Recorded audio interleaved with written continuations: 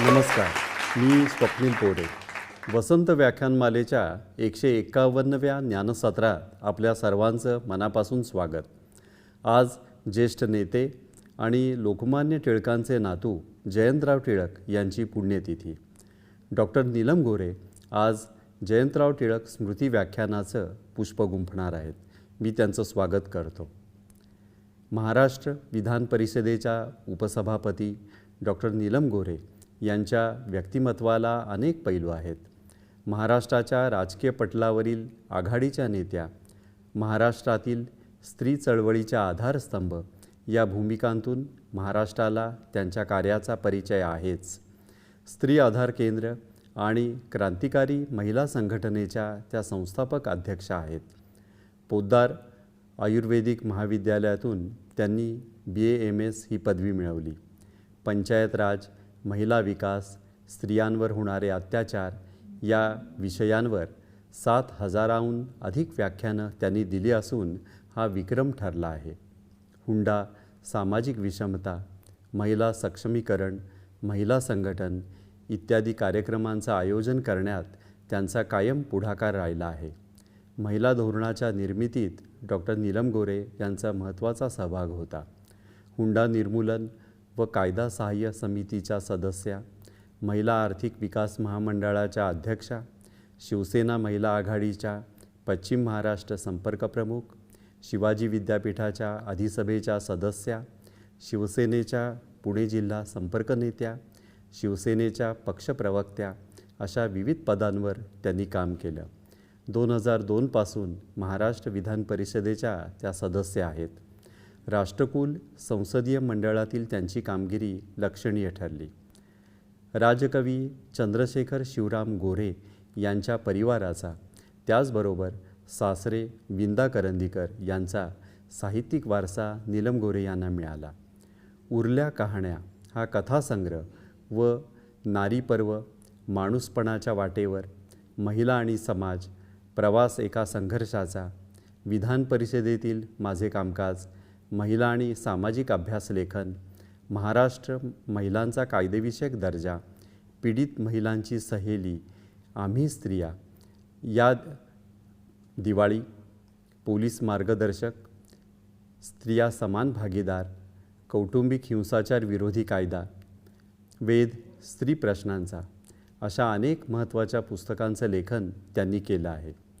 महिलांची मैत्रीण, पंचायतराज मार्गदर्शक, महिला विकासाची एकाकी वाटचाल, महिला विकासाची जागतिक कृती रूपरेषा, स्त्री आरोग्याची कुळकथा, स्त्रियांचा निर्णय प्रक्रियेतील सहभाग, स्त्री व कायदा, आरोग्यातून विकासाकडे, महिला संबंधी धोरण, स्वयंसिद्धतेकडे वाटचाल, नव्या शतकासाठी महिला धोरणे व अंमलबजावणी आणि भिंतीमागचा आक्रोश अशा अनेक पुस्तकांचं संपादन डॉक्टर नीलम गोरे यांनी केलं आहे.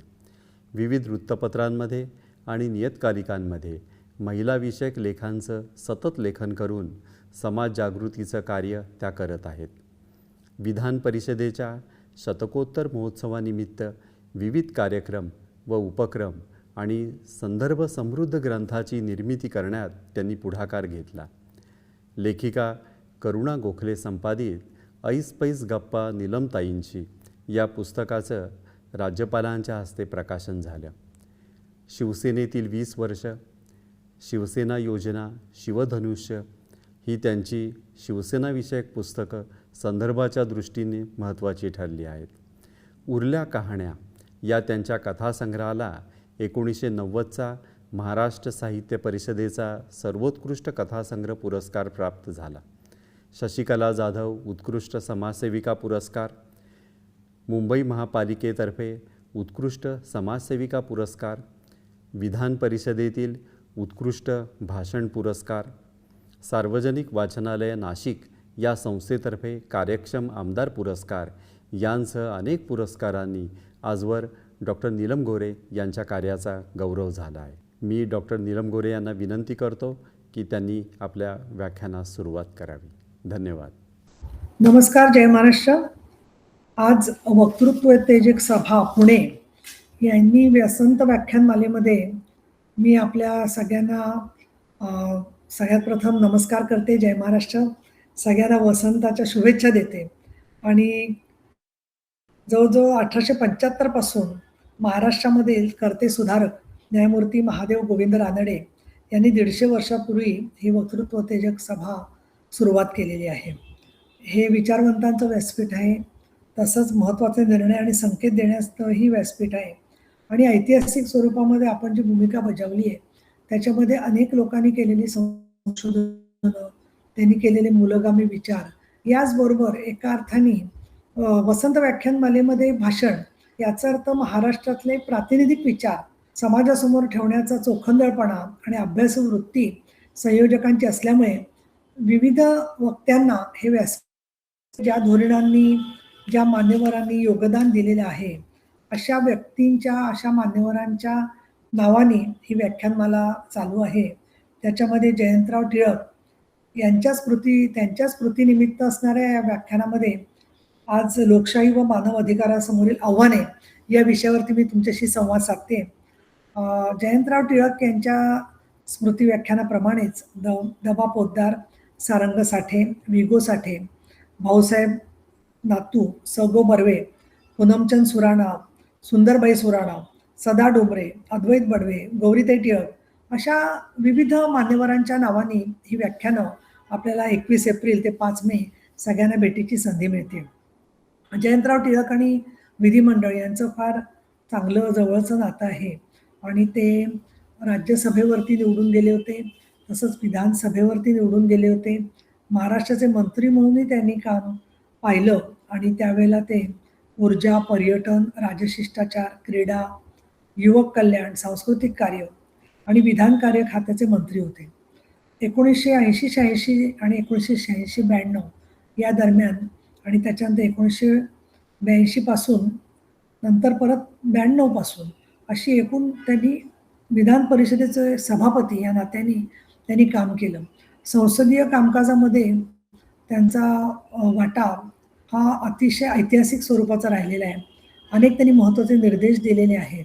आणि एखादा निर्देश देत असताना, एखादा कार्यक्रम घेत असताना, एखादा विषय घेत असताना शिस्त, अभ्यास, तसंच नेमकेपणा, वक्तृत्व, धाडस, समयसूचकता, चाणाक्षपणा, चतुरस्त्रपणा, अष्टपैलुत्व असे अनेक वक्त्याचे गुण त्यांच्या विविध व्याख्यानांच्या मधून आणि मांडणीमधून देत होते. आणि म्हणून जयंतराव टिळक यांनी विधान परिषद एका उंचीवर नेली असं मानलं जातं. आणि विधान परिषद याचा तर पुण्यात अर्थ म्हणजे जयंतराव टिळक, आणि जयंतराव टिळक म्हणजे विधान परिषद, अशा प्रकारचं एक समीकरण महाराष्ट्रामध्ये त्या काळात झालेलं आहे. महाराष्ट्रातली या कामाबरोबरच राष्ट्रकुल संसदीय मंडळाचं कामसुद्धा त्यांनी विधिमंडळाच्या माध्यमातून केलं. आणि त्याच्यात Kenya, Canada, Malaysia, Barbados, Bahamas इथल्या अनेक ठिकाणी त्यांनी संसदीय परिषदात प्रतिनिधित्व केलं. 1989ला बार्बाडोसच्या परिषदेत ते गेले होते. आणि विशेष म्हणजे त्याच्यानंतर जवळजवळ 30-35 वर्षांनी 2025 मध्ये परत बार्बाडोसला कॉन्फरन्स जेव्हा झाली, म्हणजे 36 वर्ष होत आहेत, त्यावेळेला बार्बाडोसला जायची संधी मला मिळाली. आणि तिथे जे काही जुने लोक होते ते महाराष्ट्राच्या प्रतिनिधित्वामध्ये आणि देशाच्या प्रतिनिधींमध्ये जयंतराव टिळकांच्या संदर्भात आठवणी काही लोकांच्या अजूनही जागृत होत्या. आणि त्यामुळे अगदी देशोदेशीच्या बरोबर जगाच्या कानाकोपऱ्यामध्ये सुद्धा जयंतराव टिळकांचं योगदान जे आहे ते बहुमूल्य आणि सगळ्यांच्या कायम लक्षात राहील असे. आता आपल्या विषयाकडे वळूया. लोकशाही आणि मानव अधिकारासमोर आव्हाने.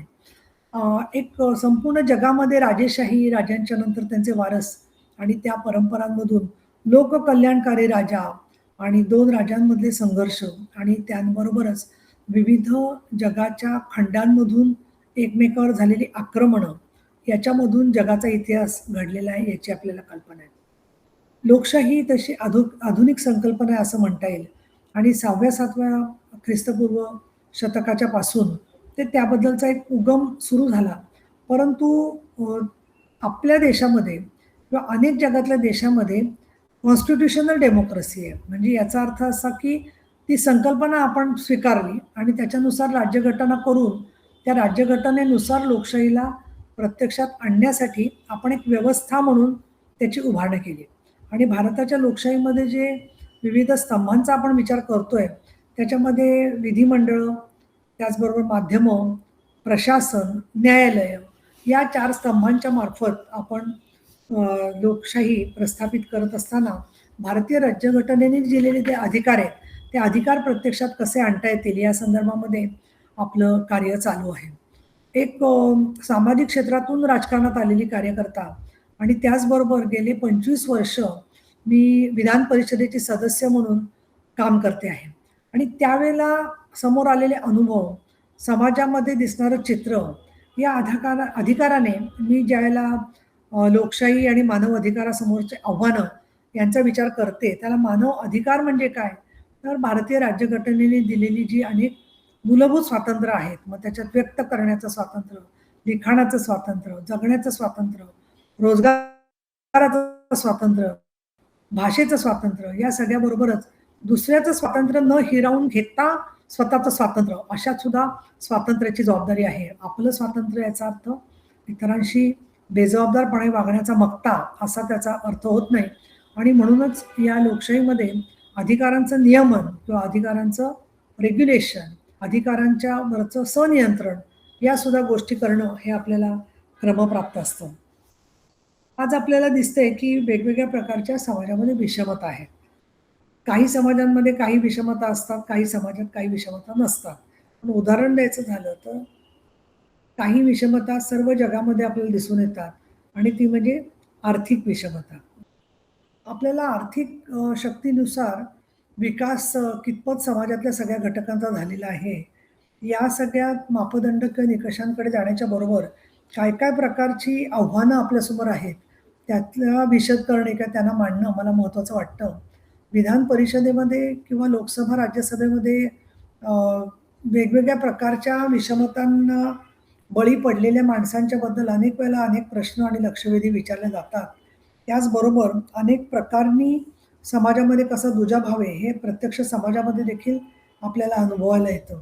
आणि हे जर का आपण पाहिलं तर एक म्हणजे श्रीमंत-गरीब, दुसरं वर्णभेद, तिसरं जातीभेद, चौथं स्त्री-पुरुष भेदाभेद, पाचवं भाषिक तेढ, 6 स्थलांतरित आणि स्थानिक, तसंच आरोग्यविषयक विषमता, सुविधांचा अभाव, याबरोबरच न्यायासाठी वंचित राहावं लागणं समाजातल्या काही घटकांना, आहार स्वातंत्र्य नसणं आणि त्याचबरोबर वेगवेगळ्या प्रकारच्या आपत्ती ज्या असतात, त्या आपत्तीमध्ये सुद्धा लोकांचे पुनर्वसन किंवा स्वतःला वाचवण्याचा अधिकार शेवटी आर्थिक किंवा अन्य निकषांच्यामुळे खंडित झालेला आपल्याला दिसून येतो. अशा जवळ-जवळ 11 प्रकारच्या विषमता आणि 11 प्रकारची आव्हानं ही आपल्याला मानव अधिकार आणि लोकशाहीसमोर दिसतात. लोकशाहीमधला दुसरा महत्त्वाचा मुद्दा आहे, की तो म्हणजे ते लोकशाही सुप्रशासन आहे की नाही. कारण लोकशाही असते, लोकशाही तत्त्व आपण सगळ्यांनी स्वीकारलेली असतात. पण लोकशाही तत्त्व स्वीकारून सुद्धा त्याच्या अंमलबजावणीमध्ये अनेक आपल्याला अडथळे दिसून येतात. आणि ते अडथळे जे आहेत त्या सद्यस्थितीमध्ये आपल्याला दिसतात ते म्हणजे अज्ञान. बऱ्याच लोकांना आपल्याला काही घटनात्मक अधिकार आहे याचीच कल्पना नाही आहे.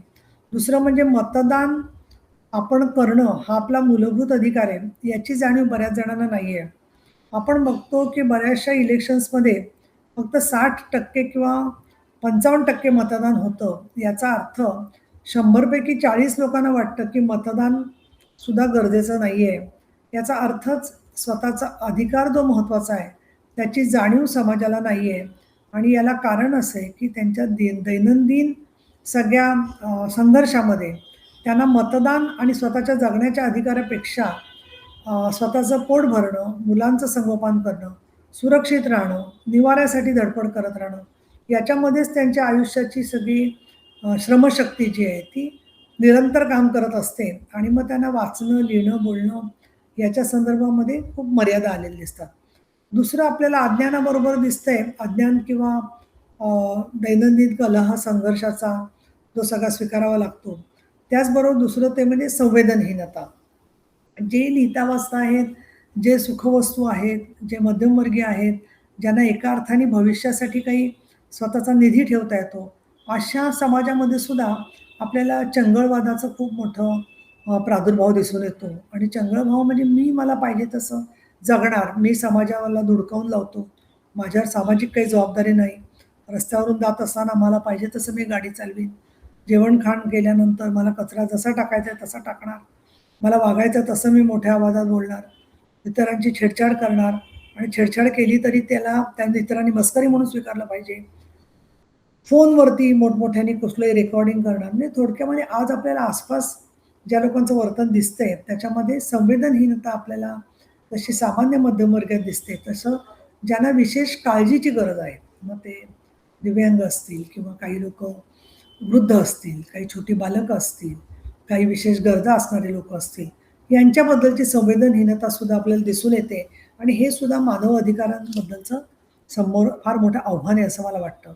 कारण ज्यावेळेला एखाद्या कुटुंबामध्ये 3 मुली आहेत आणि 2 मुलींना मारून टाकलं, तरी नातेवाईक त्या घटनांच्यामध्ये बऱ्याचशा वेळेला आता झालं ते झालं असं म्हणून परत ती गोष्ट पचवून टाकतात किंवा त्याच्याकडे दुर्लक्ष करताना आपल्याला दिसतात.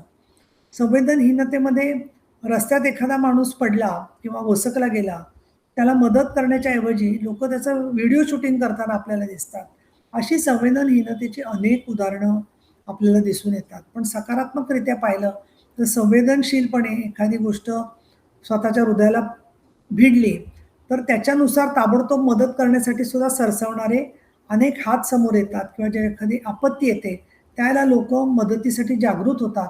त्यामुळे संवेदनहीनता ही 100% 24/7च असते अशातला भाग नाहीये. त्या संवेदनहीनतेला अ, दूर करून ऊर्जा किंवा उत्साह, ध्येयपूर्ती या गोष्टी जर का लोकांच्या समोर दिल्या, तर बऱ्याच वेळेला लोकं त्या उद्दिष्टासाठी जागृत होतात आणि त्याच्यातून जागरूक कार्यकर्ते, जागृत स्वयंसेवक सुद्धा आपल्याला अनेक चळवळींच्यामध्ये आलेले दिसतात. त्यामुळे आहे संवेदनाहीन म्हणून जाऊ दे आणि म्हणून मग असं लिहिलेलं असतं एखाद्या ट्रकच्या मागे, हे असंच चालायचं. तशा पद्धतीने आपण या व्याख्यानामधून विचार न घेता संवेदनशीलतेने लोकशाही आणि मानव अधिकार याच्याकडे पाहण्याची दृष्टी आपल्याला असली पाहिजे आणि ही दृष्टी येईल तर ती कशातून येईल? तर अर्थातच व्यापक चिंतनामधून आणि अनुभवातून येऊ शकेल.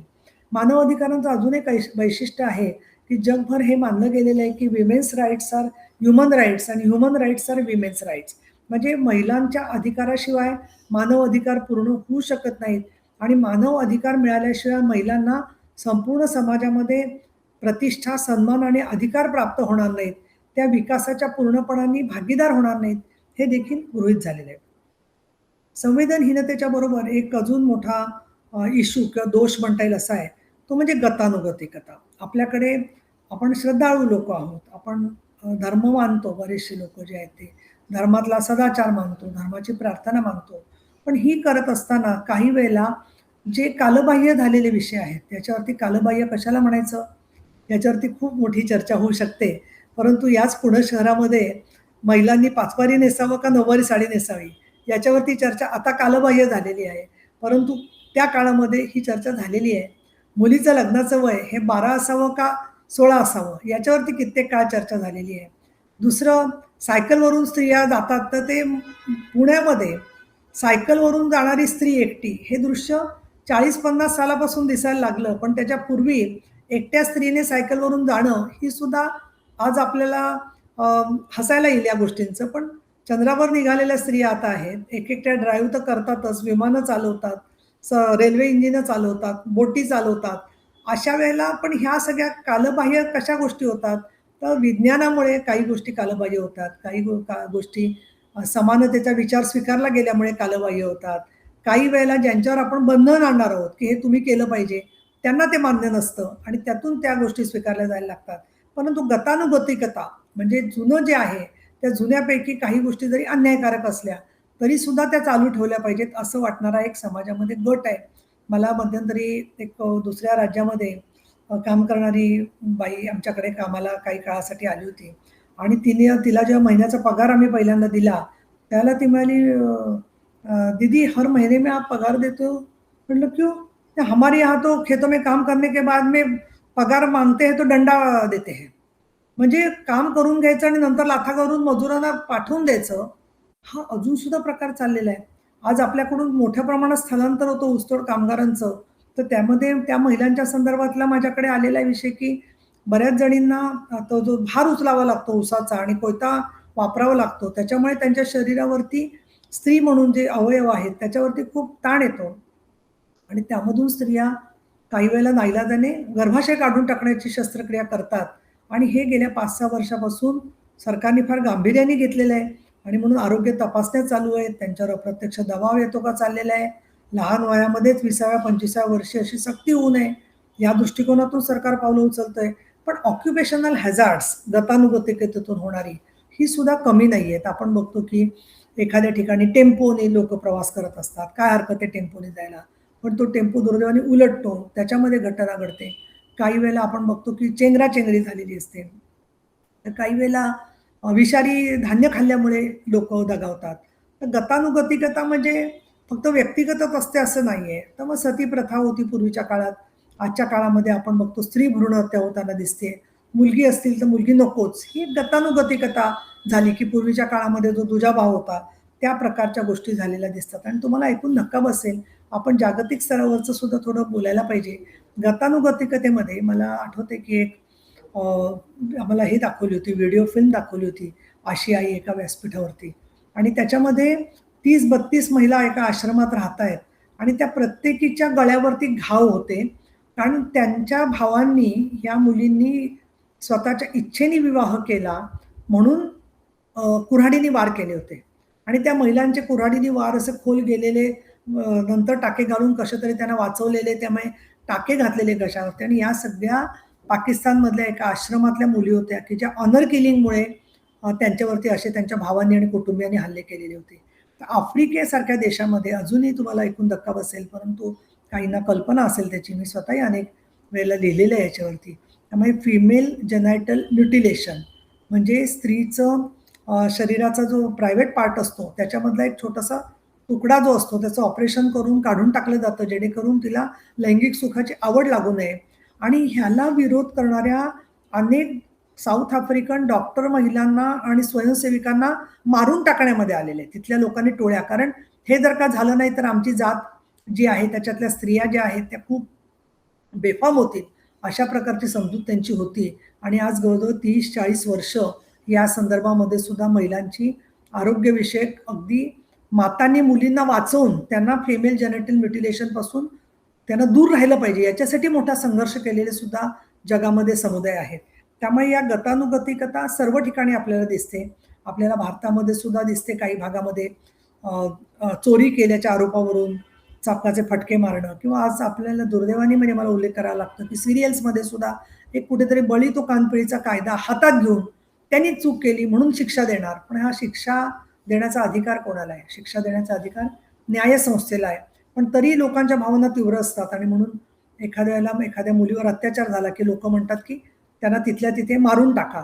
तर ही मानसिकता जरी समजून घेण्यासारखी असली तरी गतानुगतिकतेमध्ये आपण हे देखील बघतो की अंधश्रद्धेमुळे सुद्धा फसवणूक आणि बळी यांची भयंकर, ज्याला आपण म्हणू डोळ्यात अंजन घालणारी उदाहरणं महाराष्ट्रामध्ये सुद्धा आता आलेली दिसत आहेत. याखेरीज आधुनिक संकल्पना ज्या आहेत त्याचा अभाव आपल्याला समाजामध्ये दिसून येतो आणि आधुनिक संकल्पनांचा अभाव म्हणत असताना त्याच्यामध्ये अगदी पाट्यावरती चटणी वाटली तर चव येते, आणखीन मिक्सरमध्ये येत नाही म्हणून आम्ही घरीच वाटतो. इथपासून म्हणजे मिसेस म्हणून एक मध्यंतरी चित्रपट आला होता, त्याच्यात दाखवलेलं असतं की ती स्त्री सकाळपासून रात्रीपर्यंत एकटीच फक्त स्वयंपाक कंटिन्युअसली सातत्याने करत असते आणि वेगवेगळे लोकं वेगवेगळी स्वतःची खवय्यगिरी जी आहे ती पूर्ण करण्याची तिची एकटीची जबाबदारी आहे. आणि मग आधुनिकतेमध्ये यंत्र असतील किंवा आता वेगवेगळ्या प्रकारची भरड धान्य येत आहेत, त्याचे काही नवीन पदार्थ असतील तर त्या गोष्टीला स्वीकारायचं नाही, अशा प्रकारचे आपल्याला विचार दिसतो. काही लोकांचा तंत्रज्ञानालाही विरोध असतो. त्यामुळे आधुनिक संकल्पना कुठली स्वीकारायची आणि कुठली आरोग्याच्या दृष्टीने अयोग्य आहे किंवा चुकीची आहे, यासुद्धा मुद्दे आपले चर्चेचे आणि समाज वेगवेगळ्या स्तरावर या विषयावरती आहे, याची आपल्याला जाणीव झालेली दिसून येते. याखेरीज काही अडथळे आहेत या सगळ्यामध्ये अंमलबजावणी करताना आणि ते म्हणजे दंडशक्ती.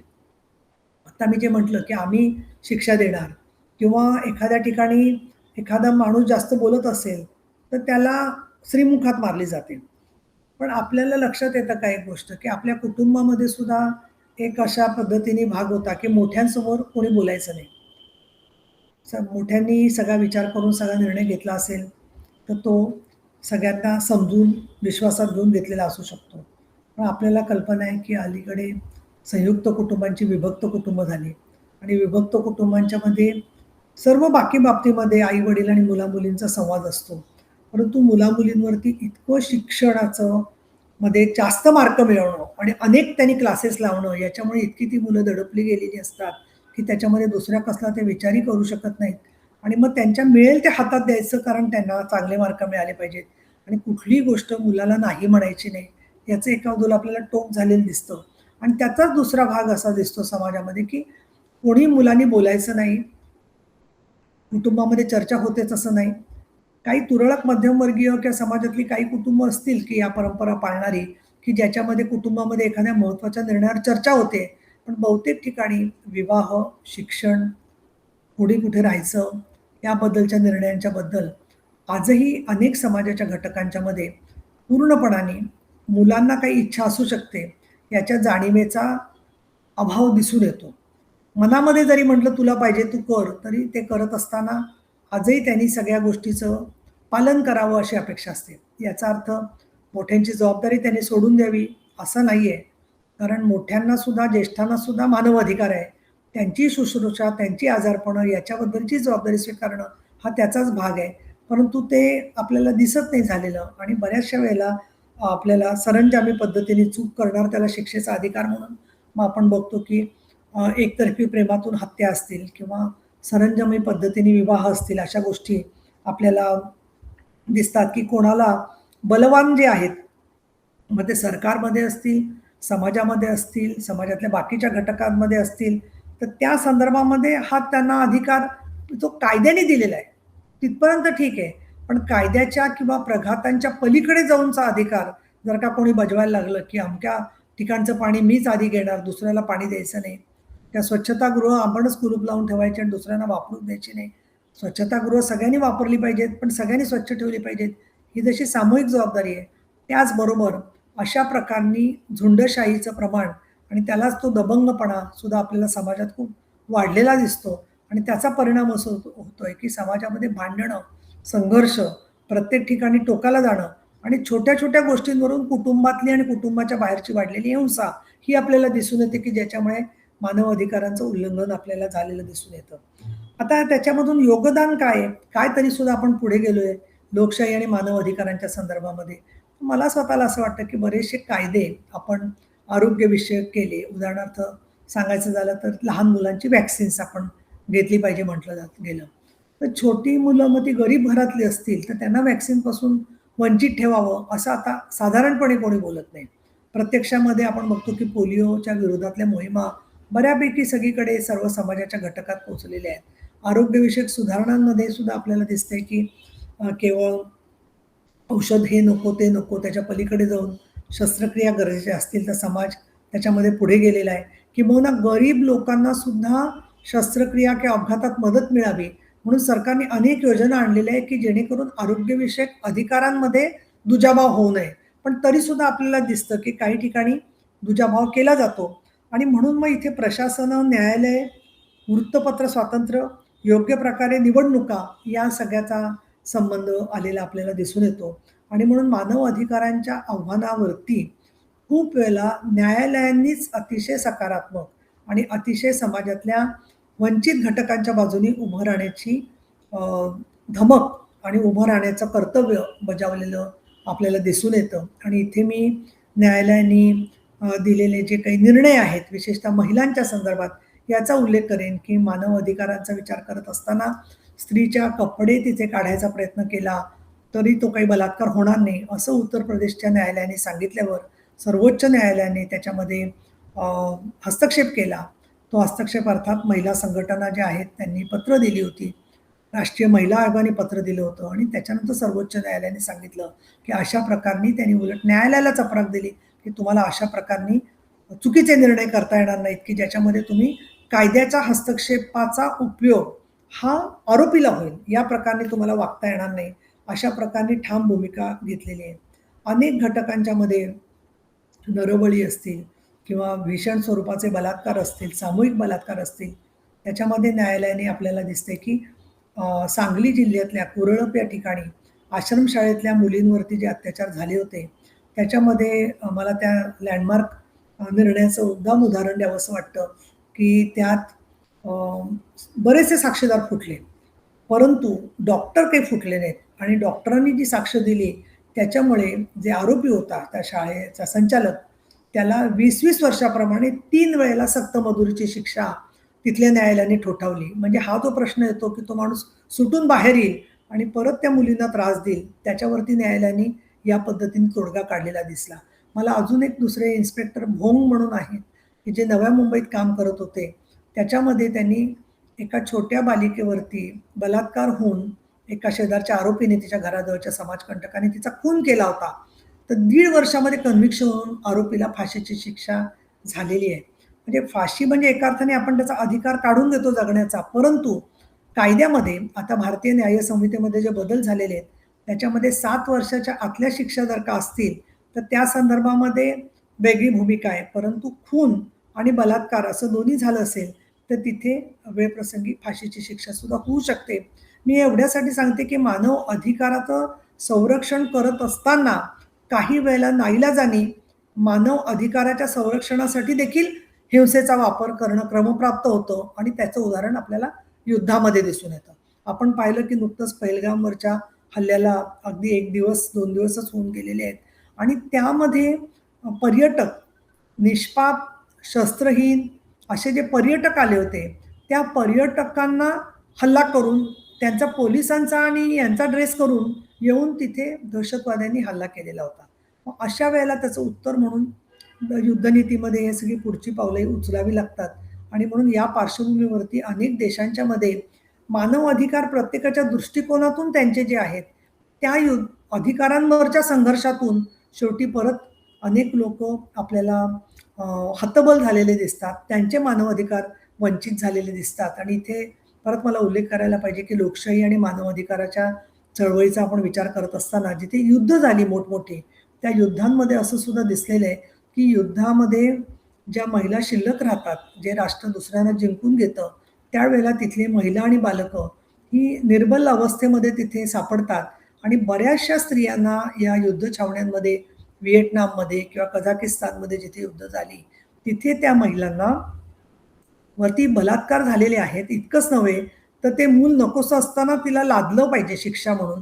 अशा पद्धतीने देखील अ, भीषण असे हत्या अत्याचार, हत्या अशा महिलांच्या केलेल्या दिसतात आणि आम्ही ज्यावेळेला संयुक्त राष्ट्रसंघामध्ये जातो, त्यावेळेला जेव्हा बायका टेस्टिमनी सांगतात, त्याच्यात महिलांनी आम्हाला सांगितलेलं आहे, की त्यांनी अशा स्त्रिया पाहिल्या की ज्यांनी स्वतःच्या गर्भाशयात कातऱ्या खुपसून त्या मुलाचा अंत करून टाकलेला आहे आणि स्वतः देखील मृत्युमुखी गेलेले आहेत.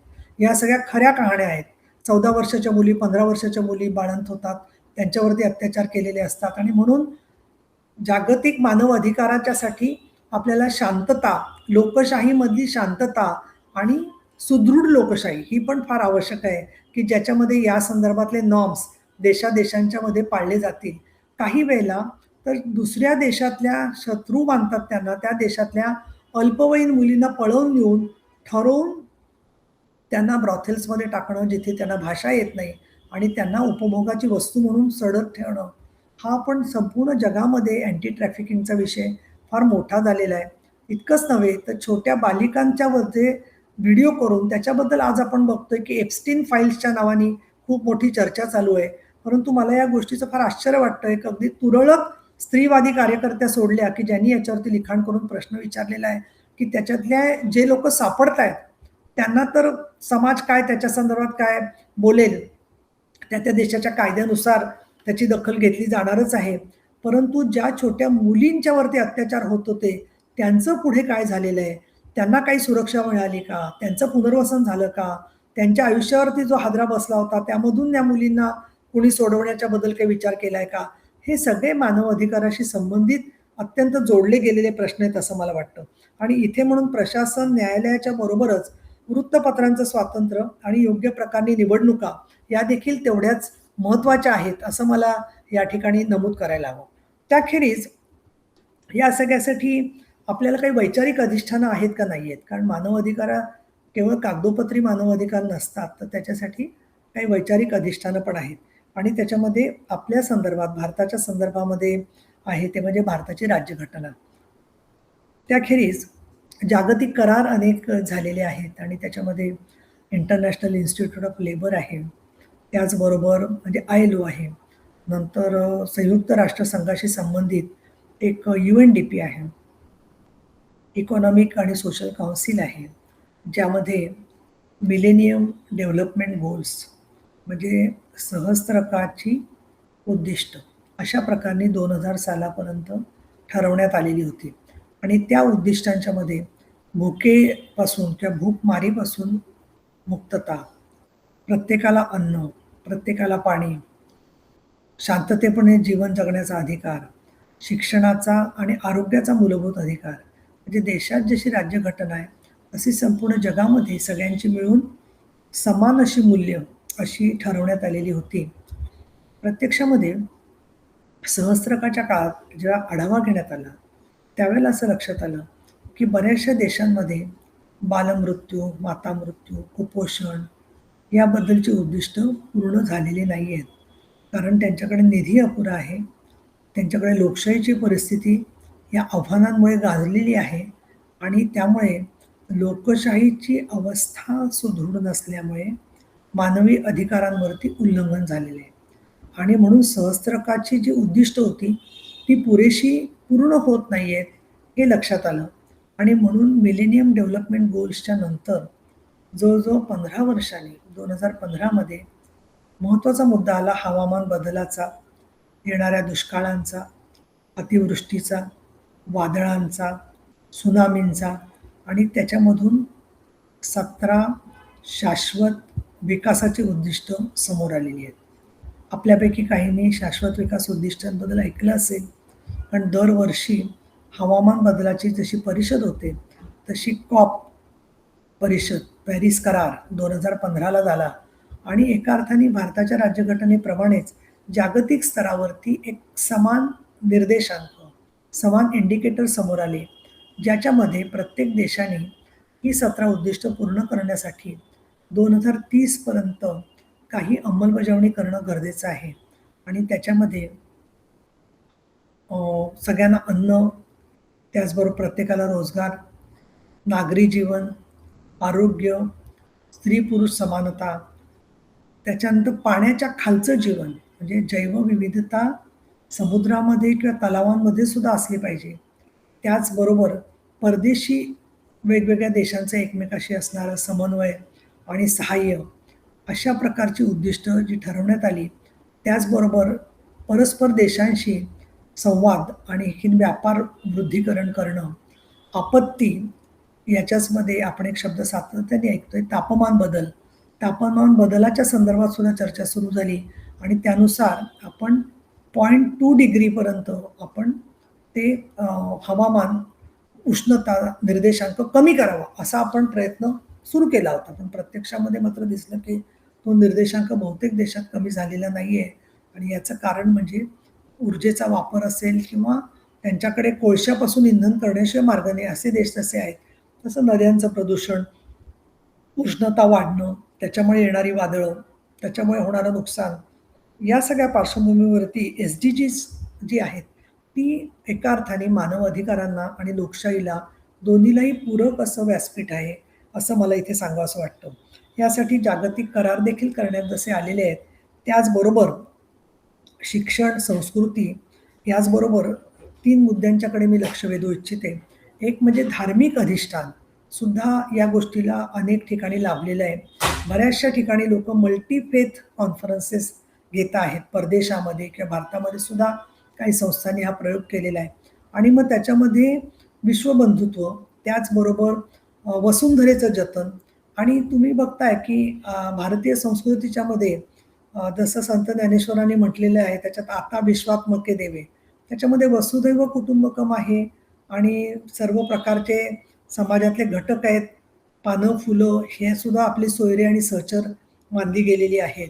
तसंच प्रकाराने झाडं, वृक्ष, वेली, जंगलं यांचं संवर्धन, नद्यांचं प्रदूषण, आपण नदीला माता मानतो, पण नद्यांचं प्रदूषण थांबवणं यासारख्या मुद्द्यांच्या बरोबरच एक शहरांचं सुद्धा शाश्वत विकास उद्दिष्टांच्या दृष्टिकोनातून नियोजन हा सुद्धा मुद्दा आजकालच्या काळात पुढे आलेला आहे. याचं कारण असं की जर का पूर आला तर पहिल्यांदा आधी जी घरं बाधित होतात ती कनिष्ठ मध्यमवर्गीयांची घरं बाधित जी झालेली दिसतात. म्हणून कुठेतरी सामूहिक जबाबदारी आपण घेतली पाहिजे या दृष्टिकोनातून SDGचा विचार हा केला जातोय.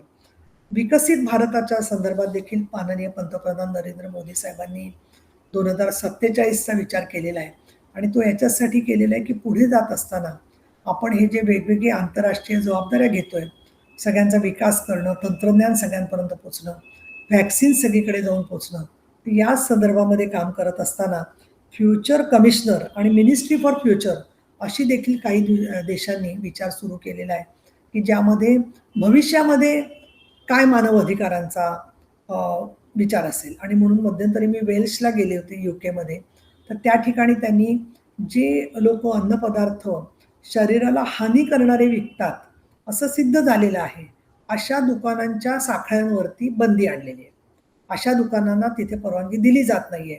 आणि इतकंच नव्हे तर त्याच्यामध्ये जो फ्युचर कमिशनर आहे तो फ्युचर कमिशनर आयुक्त एक पद घेतलेले आहे, भविष्याचे आयुक्त, की जे तिथे मुख्यमंत्री आणि विरोधी पक्ष यांच्या समन्वयातून ते पद निवडलं जातं आणि ते उद्या औषध आणि प्रशासनाकडूनही अहवाल मागू शकतं की तुमची औषधं जी आहे ती हानिकारक भेसळ त्याच्यात होते का, अन्नपदार्थ जे आहेत त्याच्यामध्ये काही चुकीचे पदार्थ आहेत का.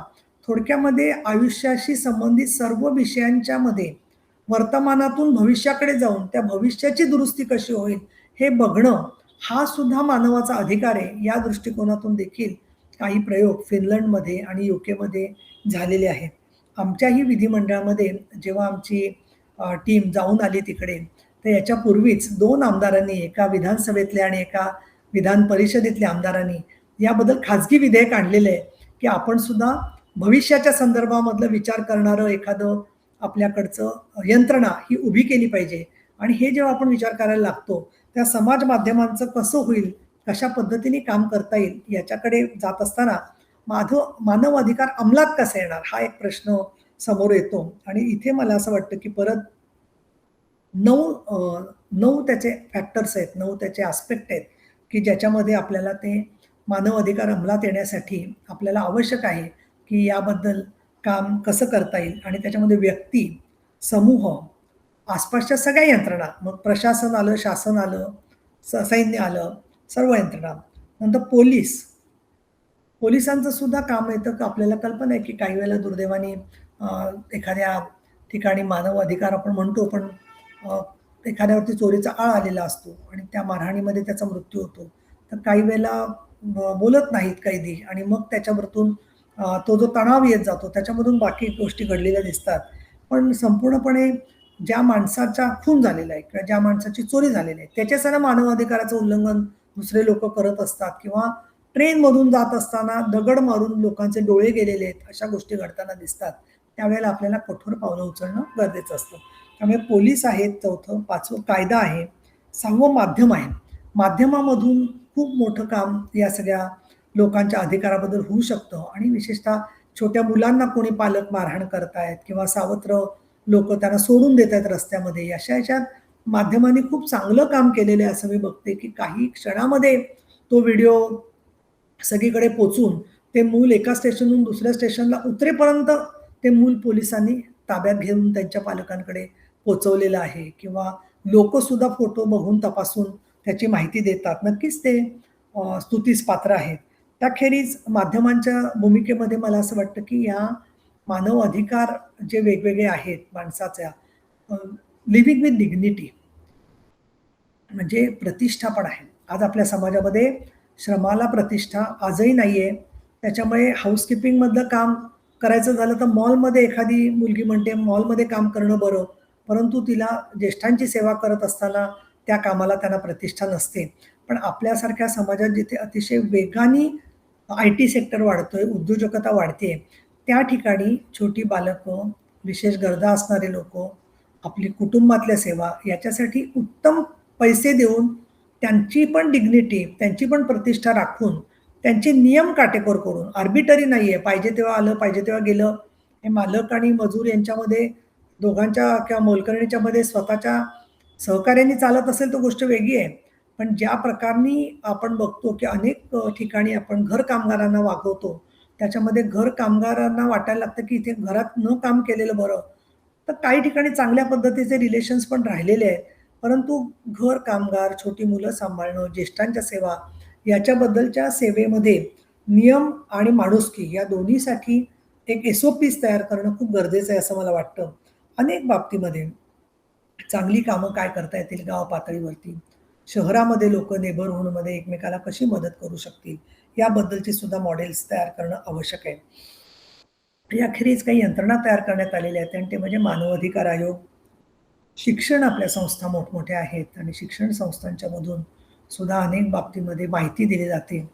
मानव अधिकाराच्या बरोबर मला तर आवश्यक वाटतं, की विद्यार्थ्यांनी एकमेकाला त्रास न देणं, बुलिंग न करणं, म्हणजे छेडछाड न करणं, लैंगिक शोषणच्या संदर्भामध्ये महिलांची सुरक्षितता, याच्यावर आपल्या शैक्षणिक संस्थांमध्ये धोरण आहे.